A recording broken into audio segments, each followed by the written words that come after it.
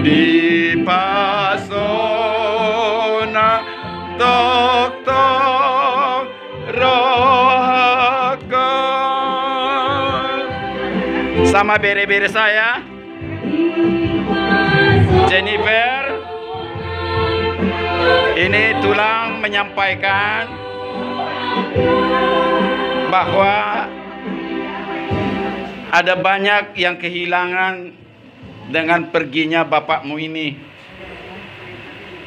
Kalau tulang dulu sering memuji engkau dengan bagusnya kau bernyanyi.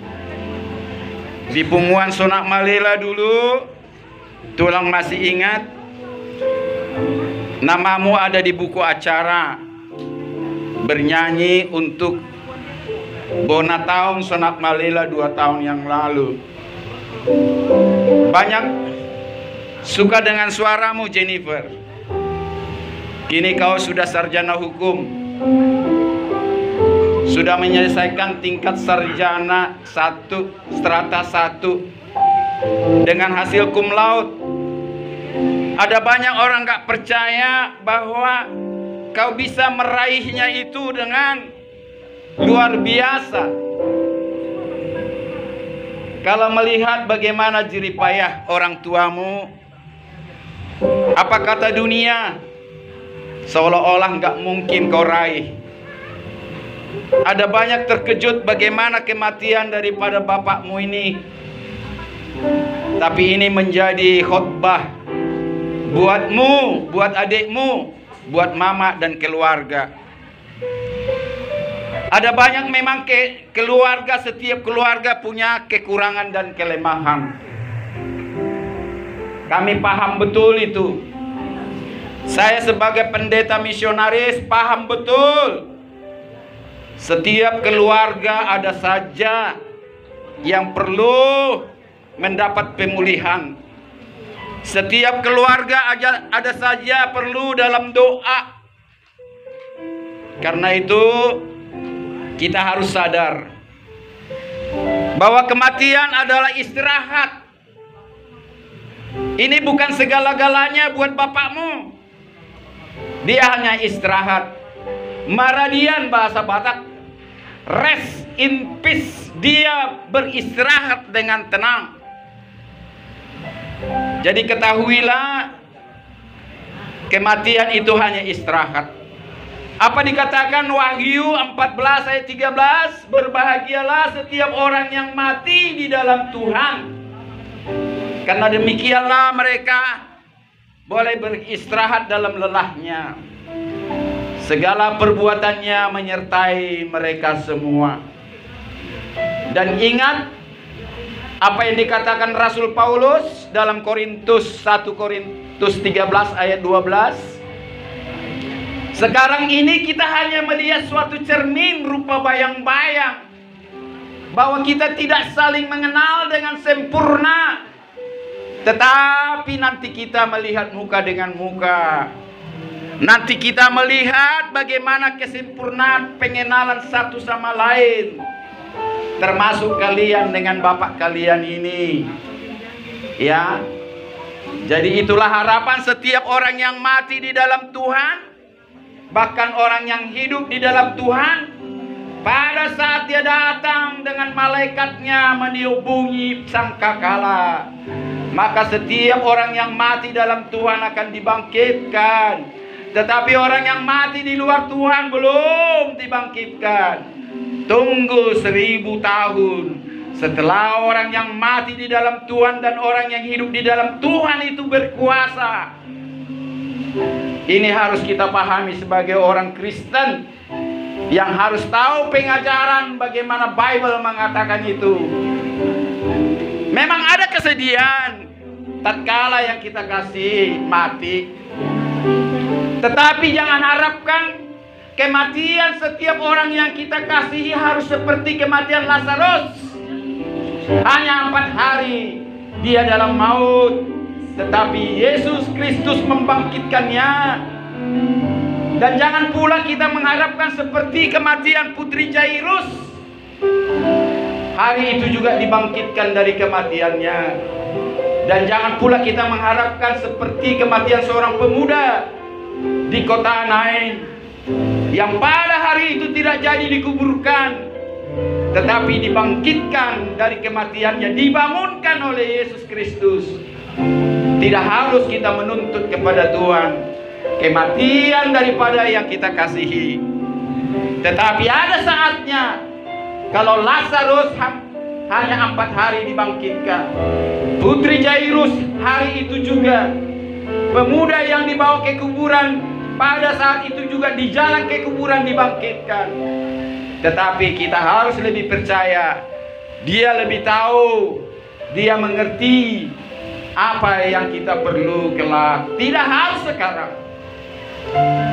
Saya tidak banyak berbicara. Saya kebetulan pengurus bagian kerohanian DPP Sonak Malela, Kota Madia, Medan. Sekalipun bapakmu, mamamu tidak menjadi anggota, itu kewajiban kami. Kewajiban saya sebagian bagian kerohanian harus masuk keluar kampung, bukan hanya di kota-kota, untuk mendoakan semua peparan ni Opukta Raja Sonak Malela. Besok juga saya berusaha akan datang, sekalipun tidak penuh dengan adat penuh, karena memang keturunan dari bapak ini belum ada yang menikah. Tetapi jangan kecil hatimu ya, bereku ya, yang dari Jakarta sudah datang ya, bertukunlah di dalam doa. Kami percaya sebelum Yesus Kristus naik ke sorga, Dia berjanji, berbahagialah orang yang berduka cita, karena mereka akan dihibur. Matius 5 ayat 4. Ya, itu kita klaim. Dan jangan pernah jemu-jemu meminta kepada Dia, tapi jangan mengemis. Tuhan benci kepada orang mengemis. Sekalipun Dia bilang, mintalah akan kuberikan, ya, undanglah aku akan masuk. Bukalah pintu, karena setiap saat aku mengetuk, aku akan masuk dan makan bersama-sama. Tetapi sekali lagi, sebagai orang Kristen, tidak perlu kita meraung-raung mengemis kepada Dia. Karena apa? Banyak yang kita tidak lihat, banyak yang kita tidak dengar, bahkan banyak yang di luar kepala kita ini, di luar harapan kita, sudah diberikan kepada kita. Bahkan lebih besar lagi di hari-hari mendatang. Ya, ingat itu. Bahkan lebih besar daripada apa yang kalian sudah minta selama ini. Jadi saya sebagai pendeta misionaris yang belakangan ini mamamu ikut ke penjara, bangga saya. Ya, mamamu sudah terbiasa dalam pelayanan. Ya, lihatlah kekuatan imannya. Waktu di Brimob katanya kemarin, hampir tak percaya dia suaminya meninggal. Jumpa dia dengan pendeta kawan saya, sahabat saya si Tulus. Saya nggak percaya bahwa suaminya yang meninggal. Tidak nampak kesedihan, katanya begitu. Wah, itu tegar. Itu orang yang tegar, saya bilang. Itu pernah kita sama-sama ke penjara melayani beberapa minggu yang lalu, saya bilang. Tapi luar biasa sekali wajahnya, tampak tidak bersedih. Itulah gambaran daripada mamamu ini. Jangan seperti nenek-nenek tua, opung-opung mengatakan nasihat, kalau orang mati katanya harus diandungi. Dulu ada disewa orang untuk mengandung-andung, dipaksakan menyanyi, menangis, bukan menyanyi maksud saya. Tetapi itu suatu kekejian bagi Tuhan ya. Kalau kita menangis, menangislah dengan ikhlas.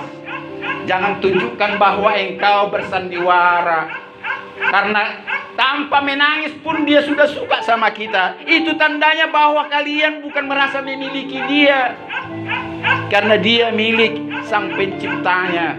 Dari Dia, oleh Dia, untuk Dia. Jadi sekali lagi sama bereku yang cantik manis, ya, raihlah terus cita-cita kalian agar mamamu berbangga ya. Bapa di sorga adalah Bapa yang kekal untuk selama-lamanya. Kiranya Tuhan Yesus Kristus memberkati malam ini dan besok dalam penguburannya ya. Ya, Boru ya. Sekali lagi kita menyanyi Amang Pergotsi. Apa lagu kita inang? Banyak perkara yang tak dapat ku mengerti, mengapakah harus terjadi di dalam kehidupan ini. Satu perkara yang ku simpan dalam hati, tiada satu pun kan terjadi tanpa Allah mengerti. Allah mengerti, Allah peduli segala persoalan yang kita hadapi.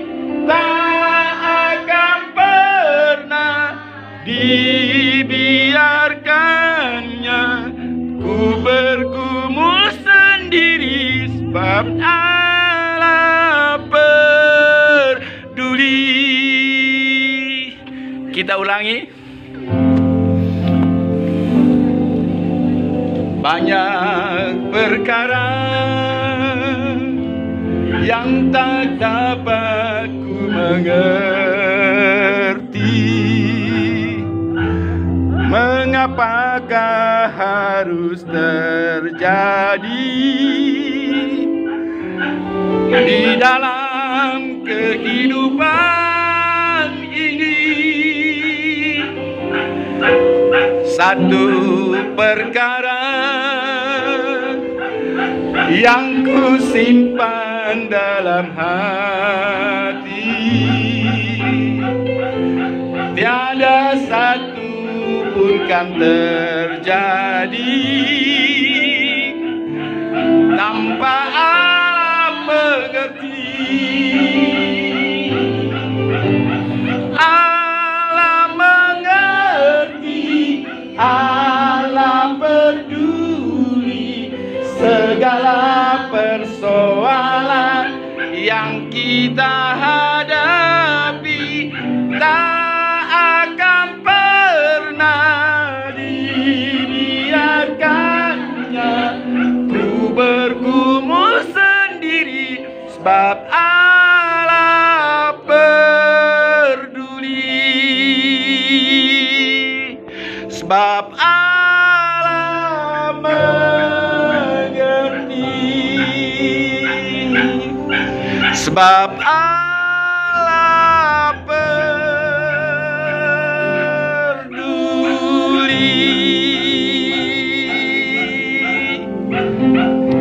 Pesan saya terakhir, hampir semua orang mengetahui kematian Bapak ini. Ingat perkataan Yesus Kristus ya bere sama itokku, ampunilah orang yang bersalah kepadamu. Ingat setiap saat kita berdoa, Bapa kami, ampunilah kami seperti kami sudah mengampuni orang yang bersalah kepada kami. Jangan sedikit pun kalian menuntut kepada yang membunuh Bapak ini. Malah dikatakan, berdoalah kepada musuhmu, kasihilah musuhmu. Tak sejengkal pun kemampuan kalian mengerti kenapa harus seperti ini. Ada banyak orang bisa mengampuni orang yang bersalah kepadanya secara murni dan konsekuen. Tetapi lebih banyak orang tidak bisa mengampuni. Ingat perkataan Bible mengatakan, berusahalah lewat pintu yang sesak itu. Karena banyaklah orang berusaha melewati pintu itu, namun cuma sedikit yang bisa melampauinya. Disinilah sola fide itu. Sola fide itu harus bersamaan dengan sola gratia. Memang betul, hanya dengan sola gratia kita selamat di dunia ini dan di sorga. Tetapi Tuhan sudah memberikan waktu, pikiran, tenaga, kekuatanmu untuk berjuang. Jangan lupakan perjuangan itu. Berjuang dalam mengampuni orang yang bersalah kepadamu, dalam berperang kepada apa yang dikatakan Galatia 5, 18, 19, 20. Itu harus kita lawan buah-buah kedagingan untuk kita boleh meraih buah-buah roh. Ingat ya bereku, berdoa sama orang yang membunuh bapakmu ini. Jangan pernah kau benci dan dendam, karena firman Tuhan mengatakan, hakkulah dendam. Hakkulah dendam. Apa dikatakan dalam Mazmur 103? Pujilah Tuhan, hai jiwaku, pujilah namanya, hai segenap batinku. Pujilah Tuhan, hai jiwaku, dan jangan lupakan segala kebaikannya. Dia yang mengampuni segala kesalahanmu dan yang menyembuhkan segala penyakitmu. Dia yang menebus hidupmu dari lubang kubur dan yang memahkotai engkau dengan kasih setia dan rahmat. Dia yang memuaskan hasratmu dengan kebaikan sehingga masa mudamu sampai masa tuamu baru seperti pada burung Raja Wali. Tuhan itu kasih dan penyayang. Tidak selamanya Ia menuntut, tidak selamanya Ia mendendam. Tidak dilakukannya kepada kita setimpal dengan dosa kita, tidak dibalaskannya kepada kita setimpal dengan pelanggaran kita. Tetapi sejauh langit di atas bumi, demikian besarnya kasih setianya kepada orang-orang yang takut akan Dia. Sejauh timur dari barat dijauhkannya pelanggaran kita. Seperti Bapa sayang kepada anak-anaknya, demikianlah Tuhan sayang kepada orang-orang yang takut akan Dia.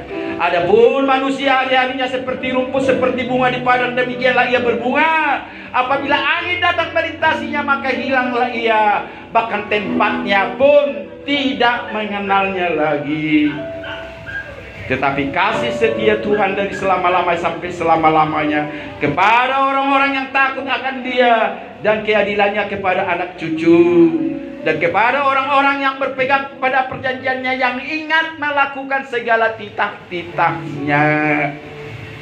Pujilah Tuhan, hai jiwaku, pujilah namanya segenap batinku. Perhatikan ya, apa yang dikatakan Raja Daud dalam Mazmur 103 itu. Demikianlah dari saya, Tuhan memberkati.